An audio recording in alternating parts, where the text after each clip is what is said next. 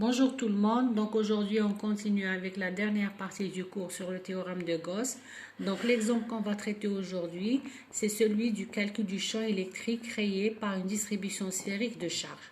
C'est-à-dire, je suppose que j'ai une sphère de rayon R qui porte une charge totale Q. Cette charge-là est uniformément répartie sur toute la surface de la sphère.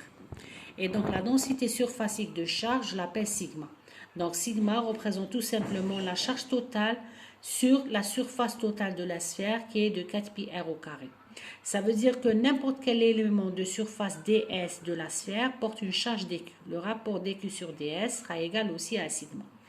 Donc, avant de commencer le calcul du champ électrique créé par cette sphère-là, donc j'ai représenté ici en bleu la sphère qui porte une charge qu'on suppose juste pour le calcul positif.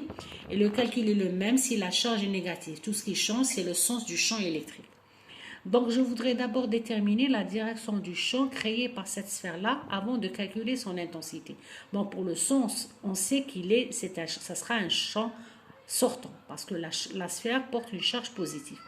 Maintenant, pour déterminer la direction du champ, si je prends un élément de charge dq qui appartient à la sphère, un élément de charge dq, c'est-à-dire porté par un élément de surface ds, cet élément de charge dq crée en un point M à l'extérieur de la sphère un champ DE. Je peux toujours trouver un symétrique à cet élément-là par rapport à la verticale qui passe par le point M et le centre de la sphère. Cet élément-là, symétrique au premier, crée un champ DE dirigé dans ce sens, tel que c'est représenté sur la figure. La somme vectorielle de ces deux champs-là va me donner un champ radial, c'est-à-dire un champ parallèle au rayon de la sphère. Si je décompose toute la sphère en des petits éléments de surface ds qui portent, chaque élément porte une charge dq, chaque élément de ce côté-là va créer un champ dirigé dans ce sens. Le symétrique va créer un champ dirigé dans l'autre sens. Tel que quand je fais la somme vectorielle des champs, je vais trouver que le champ sera parallèle au rayon.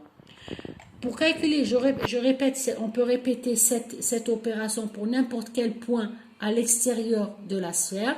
On va déduire que par du fait de la symétrie, le champ électrique créé par la sphère, en n'importe quel point à l'extérieur de la sphère, c'est un champ radial, c'est-à-dire parallèle au rayon. Donc, une fois on a déterminé la direction du champ et le sens, donc on a dit la direction c'est un champ radial, le sens est dirigé vers l'extérieur, on va commencer le calcul de ce champ-là. Donc là, dans ce schéma-là, j'ai représenté la sphère chargée et j'ai représenté les lignes de champ, donc ça sera des lignes radiales.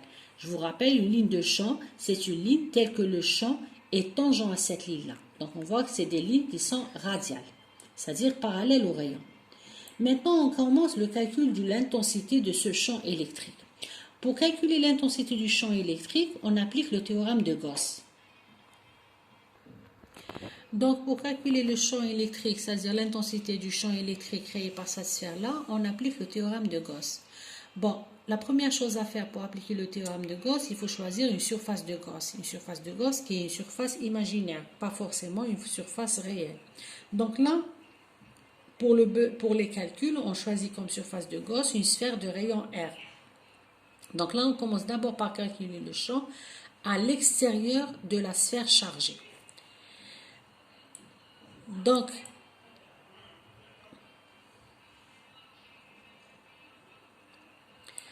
qu'est-ce qu'on fait? Donc voici, j'ai représenté ici en pointillé la surface de Gauss qui est une sphère de rayon R. Et la sphère en bleu, c'est la sphère réelle qui est chargée, qui est de rayon R et qui porte une charge totale Q. Donc la sphère de Gauss, représentée ici en pointillé, je la décompose en des petits éléments de surface ds. Chaque élément de surface ds, on le représente par un vecteur ds qui est perpendiculaire à l'élément de surface ds, dirigé vers l'extérieur de la surface, parce que là, c'est une surface fermée. On a vu que le champ électrique créé par la sphère, en n'importe quel point de l'espace, est un champ radial. Donc là, j'ai représenté au niveau de l'élément ds, le vecteur surface ds et le champ électrique E qui est radial, donc qui est parallèle à ds. Donc là, qu'est-ce qu'on fait? On va commencer par calculer le flux du champ électrique à travers la surface, toute la surface de Gauss. Donc, Donc, le flux du champ électrique à travers la surface de Gauss est donné par l'intégrale double parce qu'on intègre sur une surface du produit scalaire E ds. On a vu que E et ds sont parallèles, donc leur produit scalaire, ça sera tout simplement égal au module de E fois le module de ds. La deuxième remarque qu'on peut remarquer au niveau de la surface de Gauss, une surface de Gauss, c'est-à-dire quand on est sur toute la surface de rayon R, du fait de la symétrie, il n'y a pas de raison que le champ électrique en ce point-là, par exemple, sera différent du champ ici ou ici. Donc là, le champ est le même. C'est clair qu'il aura la même intensité le long de en tout point de la sphère de Gauss de rayon R. Donc, comme le champ est constant sur toute la surface de Gauss, je peux le sortir du signe intégral. Comme ici. Et donc, je n'aurai à l'intérieur de l'intégrale que l'intégrale de l'élément de surface ds. L'intégrale de l'élément de surface ds me donne carrément la surface totale de Gauss, qui est une sphère de rayon R. Et là, la surface d'une sphère de rayon R, c'est tout simplement 4πr au carré. Donc, finalement, le flux du champ électrique calculé à travers toute la surface de Gauss me donne tout simplement E fois 4πr au carré. Une fois que j'ai calculé le flux du champ électrique à travers la surface de Gauss, j'applique le théorème de Gauss. Donc, qu'est-ce qu'il vous dit le théorème de Gauss? Il vous dit que le flux du champ électrique calculé à travers une surface fermée est égal à la charge totale se trouvant à l'intérieur de la surface de Gauss divisé par epsilon 0 qui n'est que la permittivité du vide. Dans cet exemple, la charge totale se trouvant à l'intérieur de la surface de Gauss n'est rien d'autre que la charge de la sphère qui est égale qu'on a appelée Q. Donc j'aurai le flux du champ électrique à travers la surface de Gauss sera égal à E fois 4πr au carré égal à Q sur epsilon 0. Donc, et de là je déduis que le champ électrique à l'extérieur de la sphère chargée, c'est-à-dire pour un R supérieur au rayon de la sphère, est donné par l'expression Q sur 4π epsilon 0 R au carré. Donc c'est on retrouve la même expression que celle du champ créé par une charge ponctuelle. Donc c'est comme si on avait une charge ponctuelle Q et donc le champ à une distance R de cette charge-là est donné par Q sur 4π epsilon 0 R au carré. Pour avoir le potentiel électrique à l'extérieur de la surface de la sphère chargée, on utilise la relation qui existe entre le champ et le potentiel. Donc là, le champ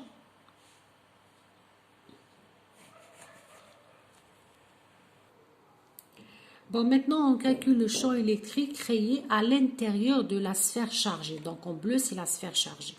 Donc, pour calculer le champ à l'intérieur de la sphère chargée, on suit la même procédure que pour le champ à l'extérieur de la sphère chargée. Donc, on choisit comme surface de Gauss une sphère de rayon R, mais cette fois-ci, la sphère de Gauss sera à l'intérieur de la sphère chargée. Et on calcule le flux du champ électrique à travers la surface de Gauss. Donc, le flux du champ électrique, c'est toujours l'intégrale sur la surface de Gauss du produit scalaire E ds. Et si on applique le théorème de Gauss, ce flux sera égal à la somme algébrique des charges contenues à l'intérieur de la surface de Gauss divisé par epsilon 0. Là, on voit très bien qu'à l'intérieur de la sphère chargée, il n'y a pas de charge parce qu'on a dit que les charges sont réparties uniquement à la surface. Donc, la charge totale à l'intérieur de la surface de Gauss sera égale à 0. Donc, le flux à travers la surface de Gauss est égal à 0 et automatiquement, ça implique que le champ à l'intérieur de la surface de Gauss sera égal à 0.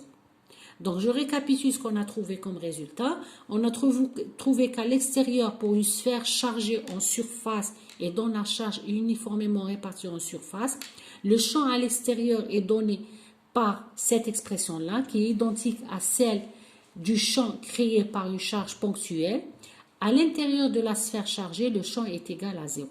Si je veux donner l'expression vectorielle du champ à l'extérieur, si on prend comme vecteur unitaire radial UR, si on désigne UR comme étant le vecteur unitaire radial, le champ à l'extérieur de la sphère chargée, on peut l'écrire sous cette formule-là. Une fois on a déterminé le champ électrique à l'intérieur et à l'extérieur de la sphère chargée, on passe au calcul du potentiel électrique. Pour calculer le potentiel électrique, on utilise la relation qui existe entre le champ et le potentiel. Donc, E égale moins gradient de V. Cette relation-là, c'est une façon condensée d'écrire les deux équations. Le champ radial, c'est la dérivée partielle du potentiel par rapport à R avec un signe moins. Et le champ transversal, la composante transversale du champ, est donnée par moins 1 sur R, la dérivée partielle de V par rapport à θ. Dans notre cas, on a vu que E ne dépend que de R. Donc, on a Eθ égale à on a vu que le champ est radial, c'est-à-dire qu'il n'y a pas de composante transversale, cette composante est égale à 0. Donc, comme on a une seule composante ER, donc je peux écrire que ER, c'est tout simplement moins, là j'ai oublié un signe moins, c'est moins la dérivée de V par rapport à R. Donc, la variation élémentaire du potentiel peut s'écrire comme étant moins E fois dr, et de là, pour avoir le potentiel, j'intègre E de R dr avec un signe moins.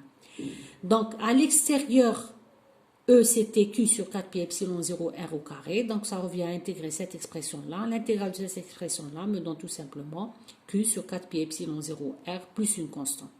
Donc, pour déterminer la constante, on détermine la constante si on suppose que le potentiel tend vers 0 quand R tend vers l'infini. Avec cette hypothèse-là, on aura une constante égale à 0 et donc le potentiel à l'extérieur peut se mettre sous cette formule-là, donc une expression qui est identique à celle du potentiel créé par une charge ponctuelle. Maintenant, à l'intérieur de la sphère chargée, on a dit qu'à l'intérieur de la sphère chargée, le champ est égal à 0. V de R, donc pour avoir le potentiel électrique, il faut intégrer E de R dr. Donc l'intégrale de 0 me donne carrément constante. Donc pour déterminer la constante, la valeur de la constante, on utilise le fait que le potentiel est une fonction continue. Le potentiel est une fonction continue. Pourquoi c'est une fonction continue? Parce que d'ailleurs, si elle n'était pas continue, on n'aurait pas pu la dériver. Donc, pour avoir la valeur de la constante, on utilise le fait qu'en R égale R, le potentiel, on retrouve la même valeur du potentiel en utilisant les deux expressions. Donc l'expression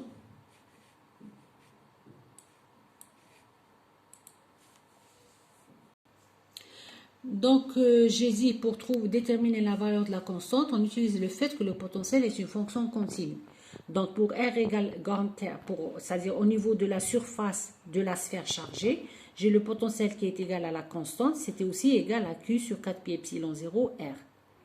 Donc c'est comme ça qu'on détermine la valeur de la constante. Donc je récapitule ce qu'on a trouvé comme résultat. Donc le champ électrique à l'intérieur de la sphère chargée, il est égal à 0, il est nul. Et le potentiel à l'intérieur de la sphère chargée est partout le même, est égal à Q sur 4 pi epsilon 0 R. En d'autres termes, la surface de la sphère chargée forme une surface, un volume, c'est-à-dire une surface équipotentielle, et ça renferme tout un volume équipotentiel, c'est-à-dire tout ce volume a au même potentiel. À l'extérieur de la sphère chargée, le champ électrique est donné par cette expression-là, c'est celle d'une charge ponctuelle, et le potentiel, la même chose, est donné par cette expression qui est identique à celle du potentiel créé par une charge ponctuelle. Donc, dans cet exemple, on a traité le cas où on a une sphère qui est chargée en surface. Maintenant, le dernier exemple, si la sphère est chargée en volume, c'est-à-dire la charge totale de la sphère est répartie en volume. Dans ce cas-là, on suppose bien sûr que la sphère est uniformément chargée en volume, c'est-à-dire que la charge Q est uniformément répartie sur tout le volume de la sphère. Donc, pour une sphère de rayon R, le volume d'une sphère de rayon R, c'est 4/3 de pi R au cube. La densité volumique de charge, on l'a définie comme étant la charge totale sur le volume de la sphère. Et si on a une densité volumique de charge constante, c'est-à-dire pour un élément de volume dV, là il ne faut pas confondre ce dV avec le potentiel. Donc un élément de volume dV porte une charge dQ. Donc le rapport dQ sur dV égale aussi à ρ, égale à la charge totale sur le volume total. Donc pour calculer le champ électrique par une sphère chargée en volume, on refait le même calcul. Pour R à l'extérieur, c'est-à-dire à l'extérieur de la sphère chargée, on refait le même calcul en choisissant une surface de Gauss, une sphère de rayon R, on va retrouver le même résultat. Ce qui va changer, c'est à l'intérieur, le calcul du E et du V. Ce qui va changer, c'est pour le calcul de E et V à l'intérieur de la sphère chargée, c'est-à-dire pour R inférieur à grand R. Donc là, pour faire le calcul, on choisit toujours comme surface de Gauss une sphère de rayon R inférieure à celle du rayon de la sphère chargée réelle et on refait le calcul du flux. Donc quand on calcule le flux, Là, à ce moment-là, le flux, ce n'est plus égal à 0, mais c'est égal à la somme algébrique des charges qu'il y a à l'intérieur de la surface de Gauss divisé par epsilon 0. La charge qu'il y a à l'intérieur de la surface de Gauss, ça sera égal à ρ, la densité volumique de charge, fois le volume de la surface de la sphère de Gauss, c'est-à-dire 4/3 de pi r au cube. Donc, E et ds sont toujours parallèles. Je peux sortir E du signe intégral. Donc là, j'aurai le calcul du flux, ça sera égal à E fois la surface du Gauss. Donc c'est E fois 4 pi r au carré. C'est aussi égal à la charge totale, qui est ρ fois le volume de la sphère de Gauss divisé par epsilon 0. Donc voilà ce qu'on trouve comme expression du champ électrique à l'intérieur de la sphère chargée. Pour avoir le potentiel, il suffit d'intégrer cette relation-là avec un signe moins. Donc l'intégrale de cette relation-là me donne une expression du potentiel qui est de cette forme-là, c'est-à-dire le potentiel varie en moins R au carré. Voilà, c'est la fin de cette vidéo et c'est la fin de cette deuxième partie sur le théorème de Gauss. Merci, je vous remercie.